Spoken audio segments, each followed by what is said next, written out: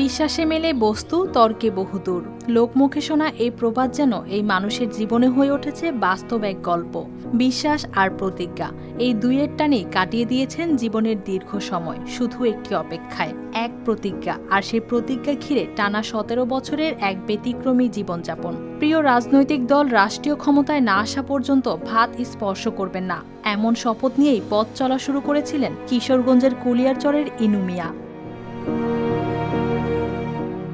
সময় গড়িয়েছে, বদলেছে পরিস্থিতি, কিন্তু বদলায়নি তার সিদ্ধান্ত। দিনের পর দিন, বছরের পর বছর ভাত নয়, তিনি বেঁচে দেখেছেন কলা, রুটি, বিস্কুট আর চা খেয়ে। পরিবার, স্বজন কেউই তাকে ফেরাতে পারেনি সেই সিদ্ধান্ত থেকে।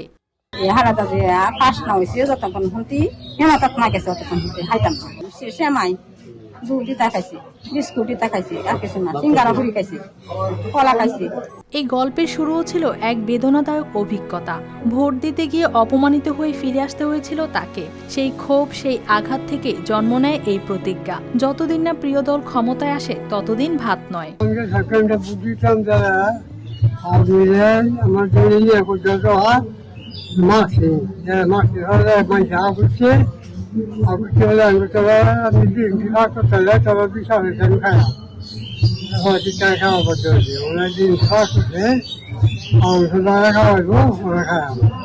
এরপর কেটে গেছে 1.5 দশকেরও বেশি সময়। বয়সের ভারে নুয়ে পড়া শরীর, দুর্ঘটনায় আহত পা, সবকিছুর মাঝেও অবিচল থেকেছেন নিজের কথায়। অবশেষে সেই অপেক্ষার অবসান। প্রিয় দল ক্ষমতায় এসেছে, আর সেই সঙ্গে ভাঙল দীর্ঘদিনের প্রতিজ্ঞা। কিশোরগঞ্জের কুলিয়ারচরের এই গ্রামে তৈরি হয় এক আবেগঘন মুহূর্ত।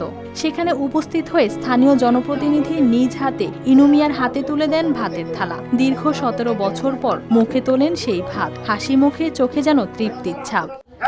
আমার বিয়ে হয়েছে 15 বছর, বাড়িতে গেছে, ভাতটা রাঁধছি, পাকশাক করছি, খাইছে না। মা খাইছে, ভাই খাইছে, আমরা নিজেরা খাইছি, আমরা অনেক কষ্ট লাগছে, বাবা খাইছে না।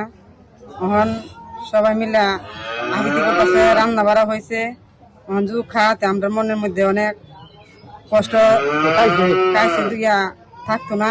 স্থানীয়দের কাছে এই ঘটনা ছিল বহুদিনের পরিচিত। তার প্রতিজ্ঞার কথা সবাই জানত। আওয়ামী লীগেরা কিছু অত্যাচার করছে, তারা লাইনে দুইটা টাস করে দুইটা তাপ্পর মারছে। তাপ্পর মারার পরে সে বলছে যে কইতাছে যে আপনার পরে আপনারা মারার পরে বাড়িতে আয় করছে অসুস্থ, পরে চিকিৎসা করছে। চিকিৎসা করার পরে কইতাছে যে যতদিন বিএনপি ক্ষমতা না আসছে ততদিন পর্যন্ত আমি খাবার খাবো না। অন্যদিকে সংশ্লিষ্টরা বলছেন, এটি শুধু একজন মানুষের ব্যক্তিগত সিদ্ধান্ত নয়, বরং তার বিশ্বাস আর আবেগের এক প্রতীকী প্রকাশ। আমি ইনু ভাইকে স্যালুট জানাই। বিএনপি চেয়ারম্যান, বর্তমান সরকারের মাননীয় প্রধানমন্ত্রী জনাব তারেক রহমান সাহেবের পক্ষ থেকে আপনাকে লাল সালাম জানাই। আপনার মতো ব্যক্তি, আপনার মতো কর্মী, আপনার মতো ত্যাগীদের কারণে তৃণমূলে যেমনি বিএনপি টিকে আছে, আপনাদের মতো ত্যাগীদের কারণে আমার মতো শরীফুল আলম আজকে এমপি, আজকে মন্ত্রী, আজকে নেতা। এক থালা ভাত আর তার পেছনে 17 বছরের অপেক্ষা। এই গল্প যেন মনে করিয়ে দেয়, বিশ্বাস আর প্রতিজ্ঞা কখনো কখনো মানুষকে নিয়ে যায় এক অবিশ্বাস্য বাস্তবতার সামনে। News desk, RTV।